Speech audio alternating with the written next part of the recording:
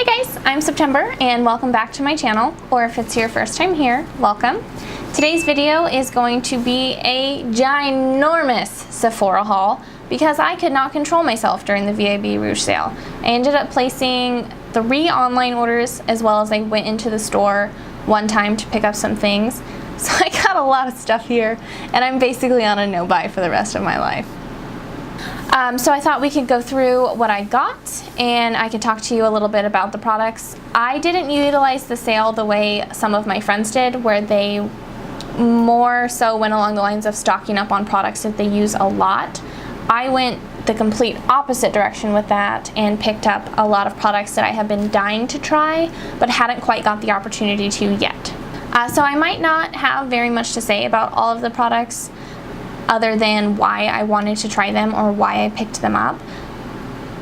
But I figured it would still be fun to go through, show you guys what I got. So without further ado, let's get into it.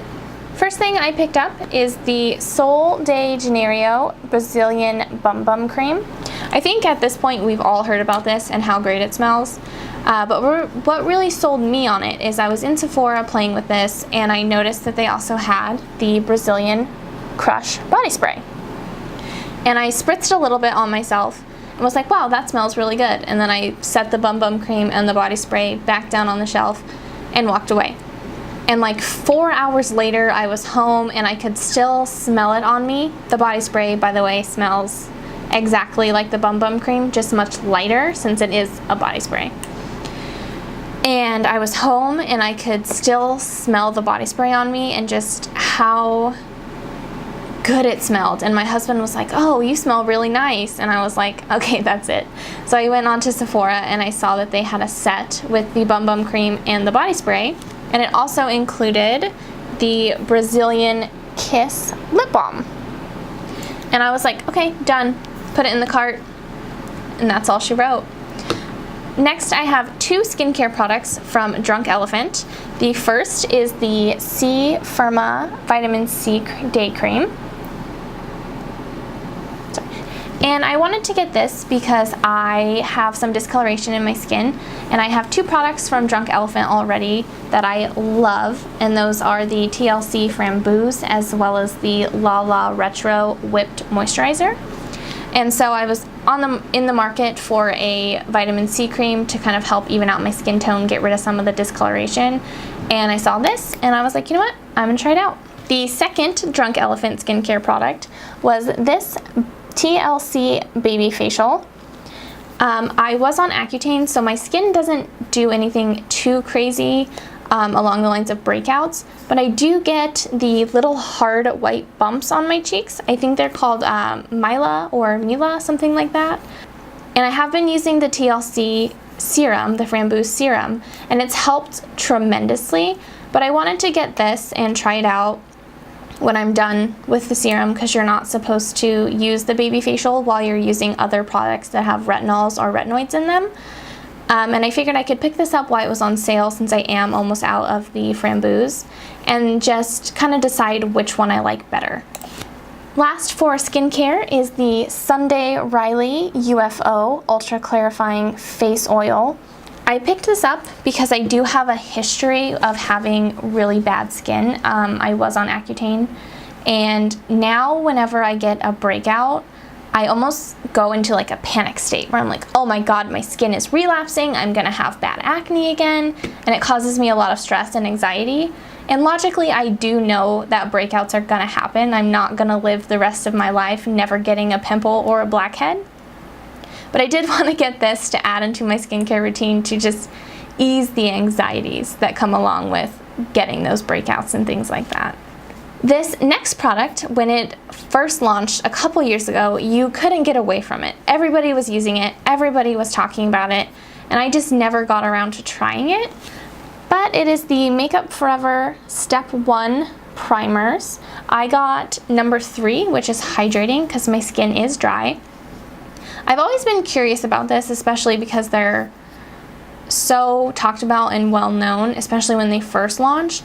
It was really hard for me to justify paying over $30 for a primer, so I finally pulled the trigger this year at the VIB sale And I hope I love it, but at the same time, I hope that I don't, because I don't want to be buying $30 primers all the time.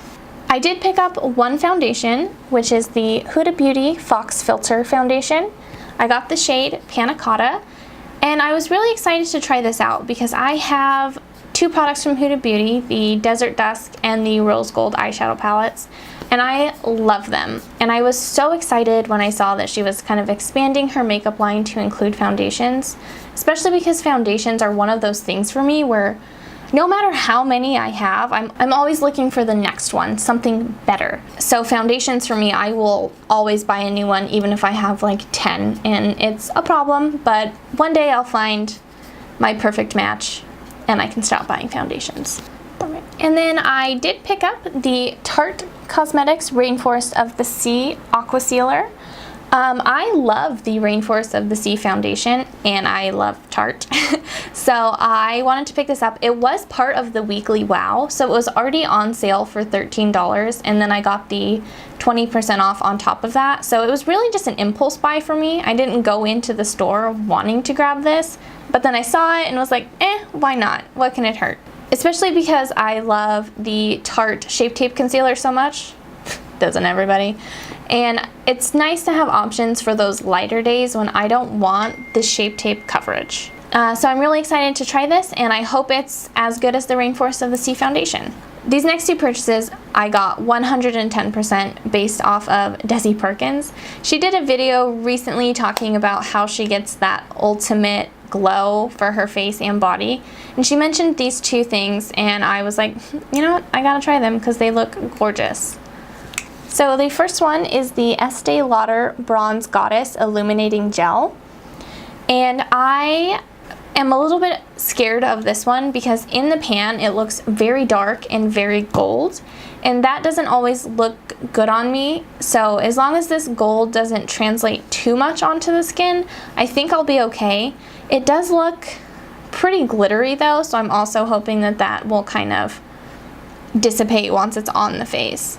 Also bought from that video is the Sephora Collection Perfection Mist in Nude Glow. I thought this product was really exciting because I have seen aerosol foundations and blushes and bronzers, but never really a highlighter before. So I am really excited to try this out. When you shake it up, you can hear there's a little ball in there, kind of like a can of spray paint. I worry that it won't be super precise and I'm gonna end up with just highlight on half my face, or not even really highlight, but like glowy dewiness on half my face. But even if that happens, I don't think I'll be too mad because when I highlight, my goal is usually to look sweaty. So I'm hoping this will do that for me. Last thing for face products is the Hourglass Ambient Lighting Blush in the shade Dim Infusions. I have never tried anything from Hourglass other than their Vanish foundation stick, which I love. But I have heard amazing, amazing things about their bronzers and highlights and blushes and just powders in general. And I never really got the nerve up to try them. But Leisha and I did an Instagram live on her page a few days ago. And I asked some of her followers, I was like, hey, what should I get from the VIB Rouge sale? And so many people were saying the Hourglass blushes that I was like, what am I waiting for? I'm just gonna try them. But it looks beautiful, and I am sensing the start of a new love affair. All right, and moving on from face, I got four eyeshadow palettes because I have a problem. So the first two are from Huda Beauty. Like I said, I love the two palettes that I have from her. So this is the Obsessions palette in Electric, and this is the Obsessions palette in Smokey. I was really disappointed at first when I saw these because they are so small. And I think on the Instagram post that I had seen and with the pictures on the online website, I wasn't expecting them to be as small as they are. And then after I had already placed my order, I saw this photo going around where someone had placed a Becca compact on top of the palette, and they're roughly the same size. So as you can see, that's pretty small. This is just your standard Becca highlight, and it's basically the same size. And so I saw that after my order was already placed, and I was really disappointed. I was like, oh God, I'm gonna have to return those palettes. It's gonna be such a hassle. But then I thought about it, and I firstly should have researched better if I'm gonna buy something. But secondly, these retail for $27, whereas her other palettes go for more than $50. So it does make sense that they would be much smaller. You still get 9 eyeshadow shades. You know, just thinking about it further, I realized that I never use up an entire eyeshadow palette. I have never done that, and I probably never will. So why am I gonna be snotty because it's smaller than I expected? So I am gonna swatch a couple of these for you guys. Oh, the red got a little janky, but like as you can see, like these are gorgeous, especially the yellow. Yellows are so hard to get right. They always end up, for me at least, really patchy or chalky and dry, and these colors are just gorgeous. They're all of the quality that you would expect from a Huda Beauty eyeshadow, just in a much more compact container. So I am gonna keep these, and I haven't played with them on my eyes yet, but just from swatching, I am really impressed. Next up are 2 Tarte palettes. Tarte has always been one of those brands for me where I just love them. Like, they've never come out with a product that I hate, or I've never gotten an eyeshadow palette that was bad quality, and I don't experience a lot of inconsistency with them. So I tend to gravitate towards their releases. I have just a special place in my heart for them. This first one is the Tartelette Toasted Palette. And yeah, another warm toned eyeshadow. Like, we've been there and done that this whole year basically. They are beat to death. But I saw this picture on Instagram a couple months ago, more than a couple months ago, probably like 8 months ago, before Naked Heat even released. And it was a leaked photo, and Tarte hadn't officially announced that they were launching this yet. And I was so excited for it. I could not wait to get my hands on this. And then 500 million warm eyeshadow palettes came out, and this finally launched, and I didn't really care to get it. And I was like, eh. But then I remembered that younger me, who was very excited for this palette, and just how much I love Tarte and have never really been disappointed in any of their palettes. So I picked it up, especially because I do have Naked Heat and I don't love it. So if I can have Naked Heat in a palette, in a formula that I love, then I will be happy. The next eyeshadow palette from Tarte is the Clay Play palette, which looks like this. And these 3 down here are supposed to be more bronzers, but let's be real, you could use them as eyeshadows. I wanted to pick this up because I love Tarte, have an obsession with eyeshadow palettes, and also don't have any palettes that are just for me to take when I'm traveling. So a lot of my palettes I don't love enough, or they don't have enough mattes or enough neutrals for me to feel comfortable packing just that one palette and going somewhere. I do have Z palettes that I've made myself, but I don't like to travel with them because I don't really know why. I just don't like to travel with my Z palettes. So I saw this, I figured it would be good for just keeping it casual if I want to do a more soft eye look, as well as if I'm traveling somewhere. It has every color that I could need, and they're all matte, so I don't have to worry. I'm just really excited for it. Even though it's incredibly basic, I think everybody needs a palette like this.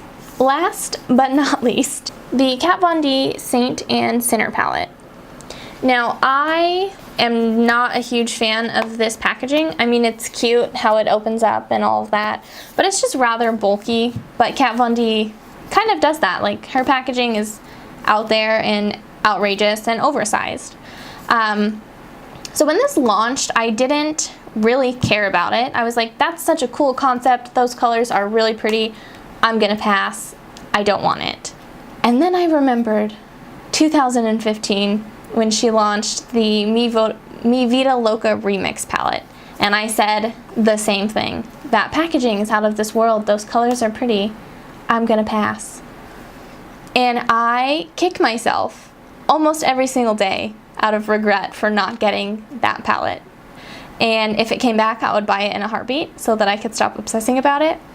So that experience with how badly I now want the Mi Vida Loca palette and can't get it really pushed me to buy this. Like, I just got serious FOMO and was like, no, I better get it before it's gone, and then I hate myself for passing. Moving away from eyeshadow palettes, I did pick up one eyeliner. It's nothing really exciting, it's just a Sephora collection liquid liner in brown. I didn't have a brown liquid or gel liner anywhere in my collection, and I felt like that was almost a crime because it's such a staple color and it's so easily switched out for black eyeliner when you aren't wanting something super harsh and dark. You want just a little bit lighter. So I picked this up. I have used Sephora collection eyeliners in the past and I really love them. They're smooth, they have great lasting power, they don't dry out. Yeah, so I just picked up this one in brown as more of a staple. I did pick up a Kat Von D Everlasting liquid lipstick. This is in the shade Lolita. I do have one Kat Von D lipstick. It is in the shade Plath, and I think I wore it the entire month of October without taking any breaks. And I loved it so much, and so I wanted to try more from her line, and I figured what better place to start than with Lolita, her most popular liquid lipstick shade ever. So I picked this up kind of on a whim. I saw it on the display. They had Lolita and Lolita 2 along with all of her other lipsticks, and I was like, I should probably get Lolita because everybody loves it. And the last item on this mega haul is the Makeup Forever Flash Palette.